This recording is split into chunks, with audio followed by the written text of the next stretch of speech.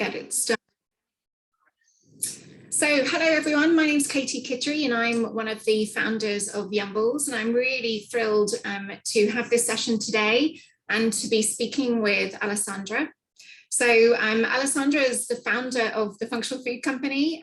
She's got phenomenal business, fantastic products, and also a really inspiring businesswoman. So I'm really excited to interview her today and hear her share her fantastic story. We've been working with Alessandra she's been on the Yumbles marketplace, I believe, since 2017. So it's been a fantastic partnership. Yeah, I'm also eager to learn more of her story too. I've had touch points of it, but I'm looking forward to hearing it today.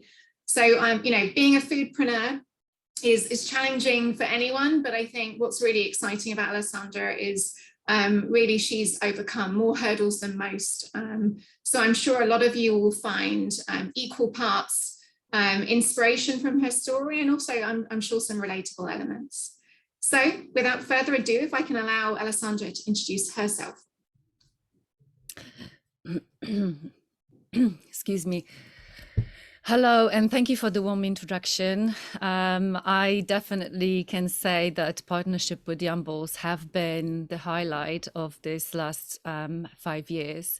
So as Katie said, I'm Functional Food Company, the founder, and we specialize in allergy-safe products that are suitable for people with all sorts of dietary restrictions and one who simply care about their health. One of our brands, Not No Coco, pretty much revolutionized chocolate, especially white chocolate, making it not only so much more fun, exciting, beautiful and multi-sensory, but also better for you. And we prioritize clean ingredients that are nutritionally potent and no refined sugar. And now recruiting people with autism and disability, we simply have created our own future.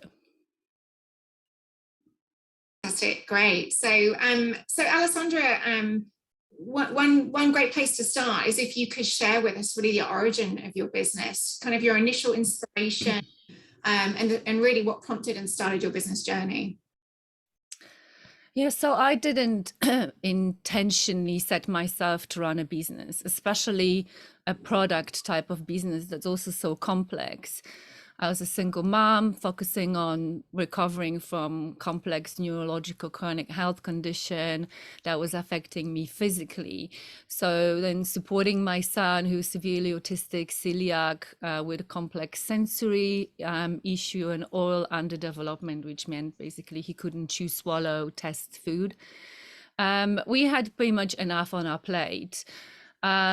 But I have grown up with functional foods in Europe. Later on, I survived stage 4 cancer, pretty much taking part in a medical trial that used potent compounds from natural sources to support recovery. So what it's now known as the functional medicine was very much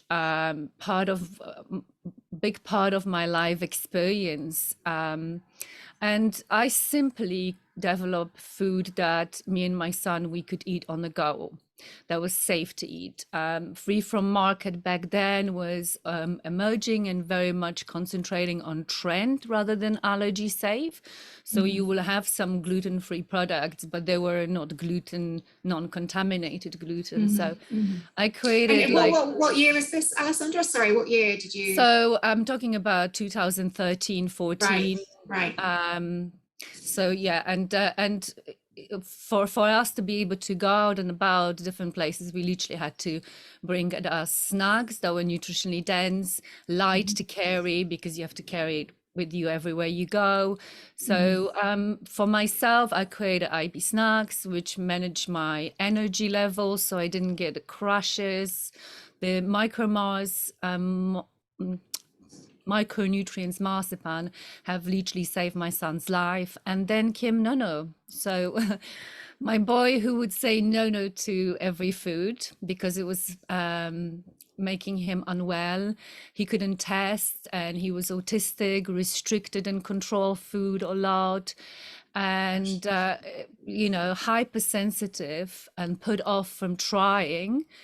He was so often hospitalized, IV hydrated, and when the discussion started around feeding tube, I just simply had to do something about it. So we also had an autism assistant dog. Why is that in the story?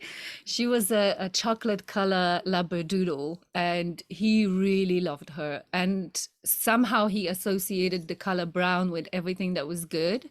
So he also started liking chocolates. And you can see where the story goes. So I used chocolate to bind the ingredients or the nutrients that I needed him to have, Mhm. that he will actually even consider eating. Every bite had to matter. So I made it multisensory, stimulating, texturized.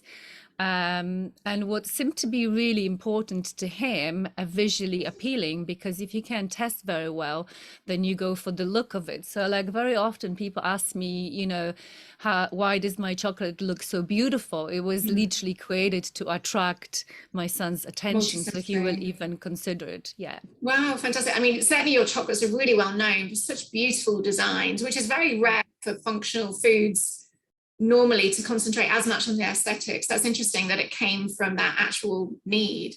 Yeah. Yeah. Okay, fantastic. And And so how did you literally start? So obviously you had your own strong personal needs. So how did you take the leap from, well, we need this to let me do this as a business? so I kind of lived a really public life with my son on social media with his autism. I found that life with autistic child in London was extremely complex, and Mhm. I also understood that people didn't know much about it, rather than they were just mean and exclusive. So I was part of this massive community that I've been watching my son growing, and they were very encouraging and supportive. And I kind of evaluate the sort of followers I've had and the support I've had to think about, are they potential customers? But at the same time, I discovered the whole world of allergies and celiac disease and so on, and how many people needed my product. And that Mhm. was for me like the real push, where I thought it's going to be extremely uncomfortable. It's going to be very, very challenging, because I can hardly Mhm.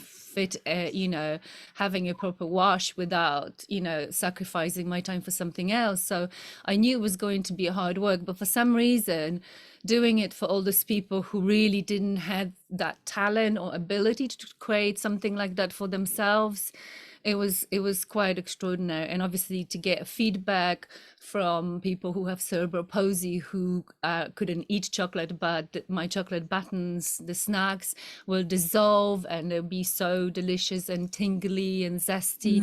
Mhm. To have a letter from someone in America, a young lad who try his first chocolate at the age of 15, because there was Amazing. no available choices for him in terms of multi allergens, Yeah. and clean ingredients. And my son will react to coloring, so I couldn't make food pretty without making it naturally colorful. And the Yeah. world has everything we need. So that's Right. pretty much how Nono Coco came about. And we actually named it Nono for the obvious reason. And Coco to pay tribute to this incredible dog who saved my son's life and taught us so much. And Mm. she actually introduced me to my investor, which is a really funny story. A dog introduced me to my investor. That is But that is a yeah, it unique story. yeah, You it were out is. walking your dog somewhere Pretty and much. And right. then this lady, she really wanted to borrow my dog rather than get a dog for her children, just to prove a point that it is a lot of hard work. Became a regular thing. Every time I had to go to hospital with my son, stay overnight, I knew that Coco had a safe place to go, and she got to know me and discover what I was doing for my son. And she was like, I totally believe that this is just the perfect time to get product like yours out there. And she also came from corporate world where as a woman she was downgraded and demoted every time she had a child, and she had three. So she felt like she was really passionate at supporting women who are moms and have a lot of talent that's unutilized. Simply because they moms, they no longer are considered to be taken seriously in business, etc. So yeah. Yeah, fantastic. Well, we'll definitely come on to the mum aspect of your story in a minute. So, I mean, so what's great about what you've just shared is what's so key in business, and particularly when investors look for, is that you're solving a very real a very real problem, very real consumer problem. So what you've mentioned from your own personal experience, it wasn't exclusive to you. There was so many people around the world that have dietary restrictions and have needs for foods that address that. So and it also, what I love what you shared there, and I've certainly seen it from customer feedback for your products, that it must be incredibly motivating when you get such wonderful stories like, my child has never tried chocolate before, you know, because these are life's pleasures, and we're all food and drink fanatics here, you know. These are life's pleasures, and to have children and people that haven't been able to enjoy what most of us take for granted, that must have been tremendously motivating. But it's still such a huge leap to you know, see the opportunity and go for it. And obviously you had a phenomenal amount of challenges yourself to overcome in doing that, being a single mother of a child with so many different needs.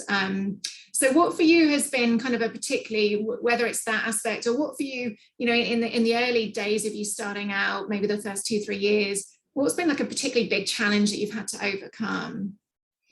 Well, everything, as you said in the introduction, I have had more hurdles than most people will have. And I suppose this is where the inspiration for everyone else lies. It's that if you simply healthy, then you have better advantage than I've ever had.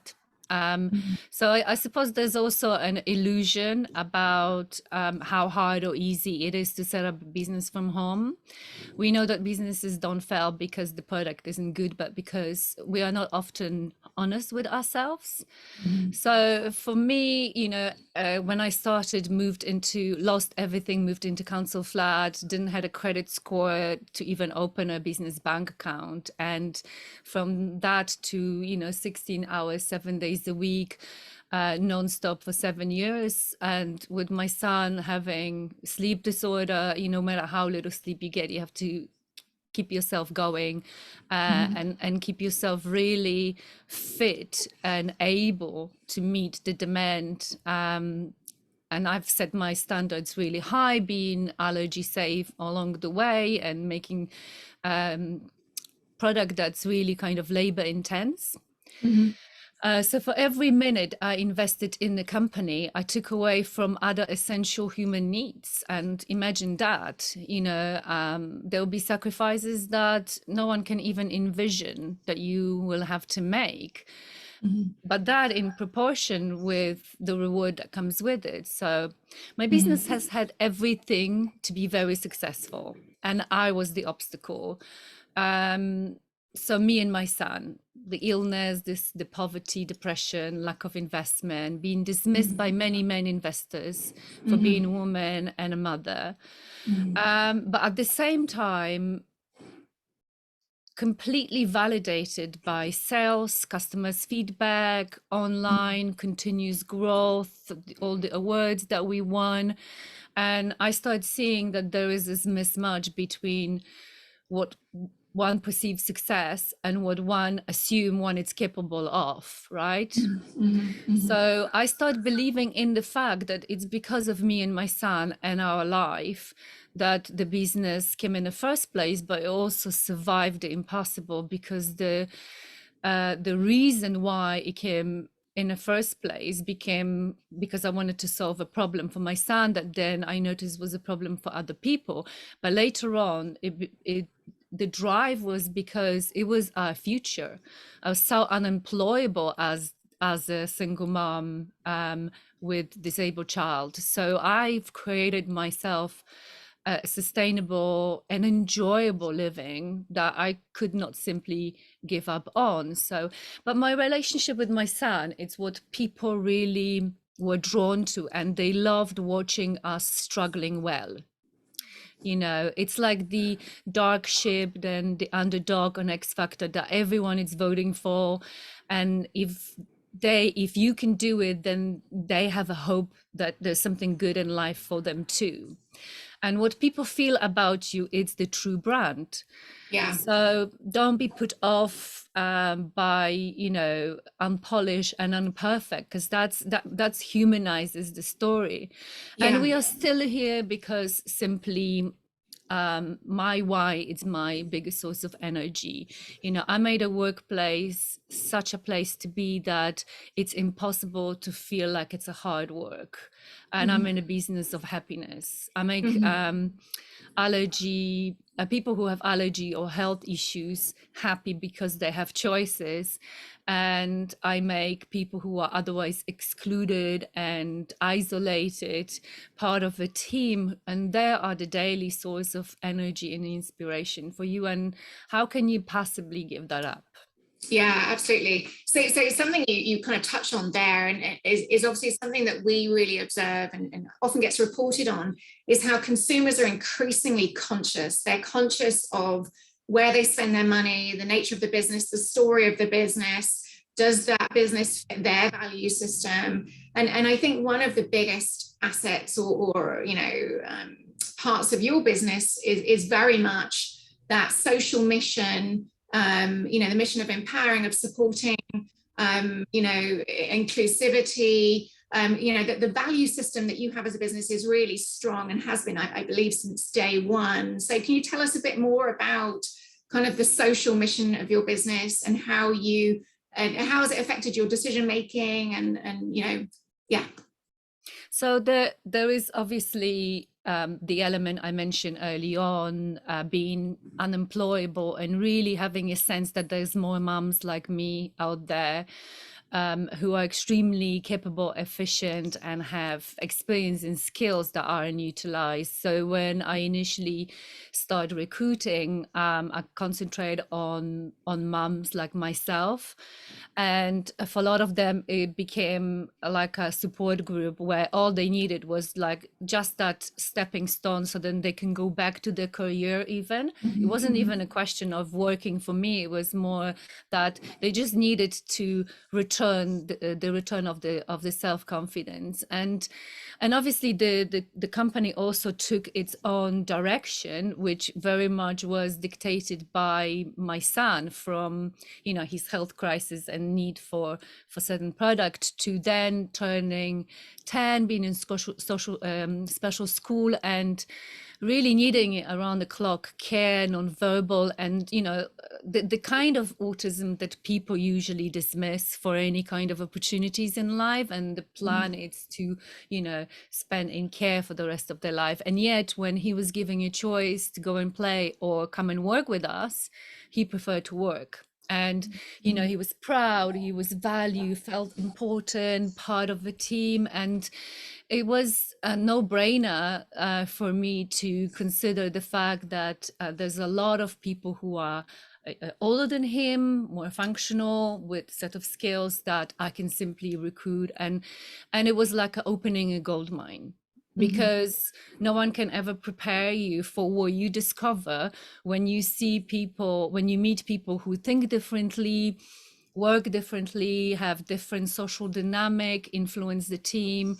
So anyone who is not having diverse workforce is simply missing out, because as a manager, you have to motivate, but as a leader, you pair people well so they motivate each other. And it has really created a culture of people who came and went through my business for all sorts of reasons, and went to succeed in life because the Fantastic. team was behind them. Yeah, great. And so how much, so obviously, your social mission is core to your hiring strategy and your workforce. How much also do you tell that story in your marketing and with your products? Is that something that you really, equally talk about the products as well as that side of your story, or how do you? Yeah, so I think one of the sort of idea that I wanted to share with people in terms of how to best get your business out there, it's to have a faith your product, and also um, present yourself in such an authentic way. Like early on, we were talking about that people don't like the hard sales anymore, the hard marketing. It's that people buy into you, not into your business. And you know, if you do things right, you don't really have to spend money on marketing. You live your life in an authentic way with the brand. I have to say, in terms of like sharing the story, I had to kind of hold back a lot of the time, because I wanted to validate my product as well, just to see like how much it sells without the story. And you know, yes, you can have the pity sale, but if the product isn't good, no one's going to be returning. And so I think there's a real fine line between how much you use your brand story or how much you make it like a soap opera as well, because you don't want this to be like you are the sad brand and people buy Right. because you recruit people. It's more kind of empowering, like we, Right. you know, we Positive, create, uplifting, inspiring. yeah, Yeah. we Yeah. create Okay. our own future. We don't want a charity, we want opportunity. You know, come and buy from us, not donate to us. And that's what my team Yeah. fundamentally want, and they are part of building the values and the vision for the company as well. Okay, fantastic, fantastic. And something you've touched on a little bit there, I guess, is a big part of your story is the belief, belief that you could overcome all of these challenges, being a female, a single mother, health issues, helping a child with health issues, so many hurdles, but you've kind of kept that level of belief throughout. But what's also true of all businesses, all founders, right? We have to have a certain high level of self-belief to even do this crazy thing. But also what can be true of businesses, it's also important to know when to allow other inputs to change our mindset a little bit, to be flexible, to be open, to challenge some of what we thought was true. So it's that dichotomy between having some belief and having some consistency of vision and what you set out to do, and also being open to learning and evolving. So can you tell us a bit about how you've stayed true to your core mission, and maybe sometimes you've had to say no to things because you wanted to stay true to your core mission, and how sometimes maybe you've had to make a change because you realize actually things change and I have to change too. Yeah, so I think you've actually answered a lot of the things that I was going to mention. So to echo that, we don't choose our lessons, the lessons we learned, and so I think one of the advices that I always give to my students is to be really open to learn and to be as flexible and as adaptable as possible. So. When you think about Mars bar, they used to celebrate every bar they created that fell, because you learn so much more from the things that don't work than from the things that work. So failures are so essential. I always, when my staff tells me, oh, there's a customer that has an issue, and I said, great, what are we going to learn from that, rather than there's a customer that's complaining. Because as you were saying in your presentation early, if you're getting messages saying the same thing over and over again, then you have the opportunity to know and change that. I can look at my profile and don't see any faults with it. It's the customers, by their complaining, are giving you something that you can work with.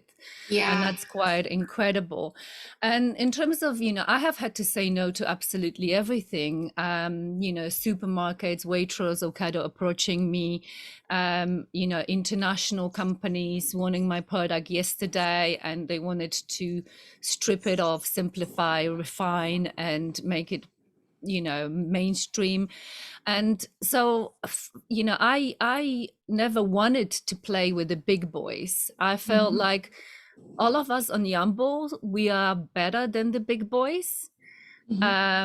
obviously if you want to be that, that's, you know, up to you. But, you know, to be part of on a supermarket shelf with your product being cheap, you know, impacting the environment, being really nutritionally empty, you know, that's not something that I've ever aspired to be. And although, you know, my plans are never dismissing the fact that one day I'm going to be on the shelf, but I think I wanted to build my brand in a way that, you know, if I go into supermarket, they cannot change it so much, because my consumers will look for what's consistent in my brand, which is a value.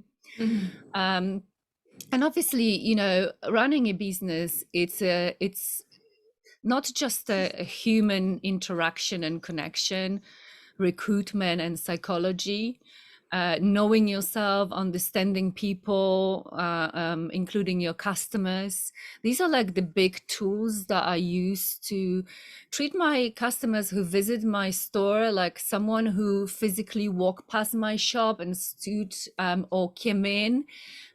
When someone comes and checks my profile on social media or leaves a comment, I treated them like they are, like I'm at a trade show and someone came in and said, "Oh, I love what you're doing." You cannot leave that customer, you know, unanswered. So I think there's like a big Italian hospitality in me that extend way beyond the sort of online presence. You can really provide hospitable things from the beginning to the end, till the very end, to the follow up, and don't be afraid to ask for feedback, even if it's something you don't want to hear. But you know, I cannot go without saying that Yumbles came just at the right time for me, in terms of allowing me to do what I needed to do, because you guys took off my shoulders the whole pressure of having to market myself and to sell and to look for customer or engage with them. And also, you know, as a founding members, I've always felt like I've been a part of the team. I've watched you growing, and, you know, I've sent people to shop on Yumbles because, you know, my customers become my friends. They are the kind of people I really want to hang out with. We have so much in common. We care about food and environment. And so for them, it's only natural to go to a place like Yumbles to shop, because that's the place where I want to shop. I find everything I want there. And also this satisfaction that I'm supporting someone who is in a situation where I was, you know, some 7 years ago. It's such a nice feeling, because you don't know that person, that they may be at the very start of where I was, but you don't know where they can go, you know, and the difference they can make. Yeah, absolutely. I think, you know, in life, we're always searching for meaning and feeling like we're adding value. And thank you for that lovely comments by you there. And for us, the joy of Yumbles has truly always been our partnership with our sellers and doing what we can to help you thrive. It is a tough industry, and we really love to see the success stories and to see, you know, producers flourishing. You know, that's our incentive and joy. We also love to see the lovely customer feedback you each get too, which is magical. But no, for us, it's really a privilege and a joy to work with, you know, our producers for sure, and do what we can to help you in what is a tough industry for sure. Yeah. So last question, and then we'll open it to if anyone else has got questions for you. So obviously, you know, hats off to you. I'm a mother, but I'm not a single mother. My children, you know, don't have the array of special needs that you're managing, you know, with your child. And I have a co-founder too. So the pressure's not all on me. So, you know, I can only imagine, you know, the very real challenges that you've had. What are some very kind of practical professional tactics that you know, you juggle so much. What are some professional, you know, tactics that you've learned to, you know, you mentioned there, for example, looking after your health, to juggling, to making time for yourself, self-care. You know, what are some practical tips that you would have for any kind of foodpreneurs starting out in their business, and doing, you know, big challenging things, but also looking after themselves?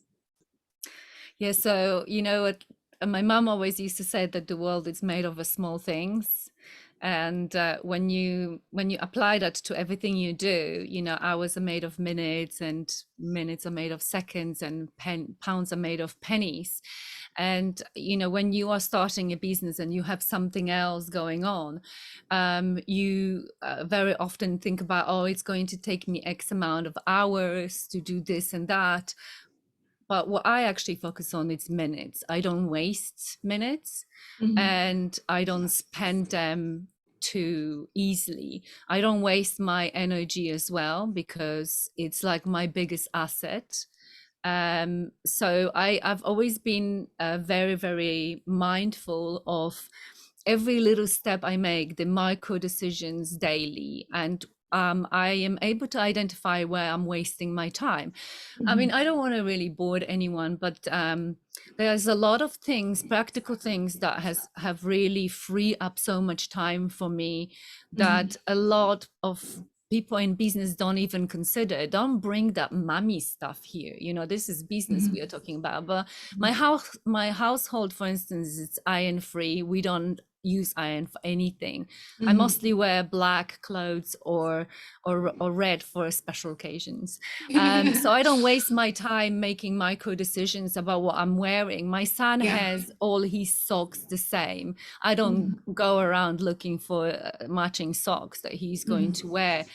And the consistency of that, where you do not go for a binge eating of some sorts, because whatever you're not going to achieve tomorrow, it's going to have a follow-on effect. So like kind of enjoying everything in small things. So I'm Mhm. surrounded by little things, and paying attention to details, and that it's from the product, how it's packed, how it's sent, the words you choose when you contact customers, to all the little details about your life, the small thing that makes up time. But like, for instance, cooking our meals from scratch every Sunday for the whole week, and putting it in a freezer, that Mhm. takes about 2 hours. It saves 18 hours a So week. much. Yeah. Yeah. Yeah. That's And great it's advice. healthy. Yeah, yeah, that's great advice. The reality is, when you're running a business, your personal and your business, you have to look at all of your time and figure out, where can I save the time to gain the time. And I think that's great advice around really seeing the value of where you put your energy, and not Mm. constantly reevaluating and not wasting time on things that don't make a difference. So that's great advice, and very easy to forget. Super easy to Mm. put down And I things that don't suppose matter. one of the things that I have it on the wall, that when things get really, really bad, like for instance, my son hit puberty and start developing bipolar disorder, consequently diagnosed with bipolar. It was horrendous 2 years in lockdown, where my business was in a higher demand. That's where I was also mental health nurse for him, because no one else could come in. So the immediate motherly instinct, it's to give up. But these are like two babies. How do you choose what's more important? You've invested and come so far, and why would I want to give up now? And so I keep reminding myself of the fact that you can slow down, you don't have to give up. um so reduce the amount of offering for a while, concentrate on what's bestseller, what makes money, and don't take any additional projects, etc., etc. So Mhm. that kind of gives you time to recover and then carry on, because in real fact, there's very few things that we don't overcome if we have a choice, and we always Right. do have a choice. I suppose no matter how dark life can be, and how complex and unpredictable my son's condition is, and I don't know which day I'm going to be able to do what, I set myself to do on the spot what I'm able to do. So if I plan admin today and I really didn't sleep and I can't focus on that, i Mhm. I do another like important task that I can do So today, you can and then do, I right? swap around. So like, never time it's really wasted. Yeah. And obviously the real important thing that I always learn from interviewing also women in business, they're very different to male. So men concentrate on the goal, on the target, on the sales, on the figures. But I've noticed that a lot of female entrepreneurs, they very much concentrating on the daily rewards, the small things again. You know, you hearing the one member of the team now teaching another member of the team out of the blue, and it's like those big celebrations, you know, then something amazing happened, then, you know, you feel like, I don't know why I'm doing, and you get an email from someone saying, you know, you've really changed my life. I'm starting to trust food again, etc., etc. So all those little things, it's what makes you make the next step and put your foot in front of the other, not the kind of goal you're focusing on at the end, which you have to work really hard to get there, and then you lose your motivation and life push you down, and then you actually don't really want to go there. It's not as rewarding. So kind of enjoy the small wins as well as keeping an eye on the bigger goal. Great. Okay, that's fantastic. I mean, you know, we'll open the floor to questions now, but certainly, you know, you inspire me, Alessandra. I think it's phenomenal what you've done. Also a genuinely huge fan of your superfood chocolates. If anyone hasn't tried them, you have to. I don't have any dietary restrictions, but my goodness, I love them. So well done to you to making a product that everyone can enjoy, and just so happens to tick so many allergen boxes. So definitely credit to you on the product, and just phenomenally, you know, building that business. So yeah, if anyone's got any questions, do use the little Q&A function in Zoom to post your questions for Alessandra, if you have any. But no, thank you, Alessandra, for sharing your fantastic story. We will share this recording as well. So I'm just checking if there's any questions coming in. But yes, no. So I think we can wrap up the session now. So thank you for your time today, and I hope everyone watching has been as inspired as I am continually whenever I catch up with Alessandra. Thank you. You continued success, and I'll be looking forward to watching where you go from here for sure. So thank you very much, Alessandra, and thank you everyone for tuning in to this session. Thank you all.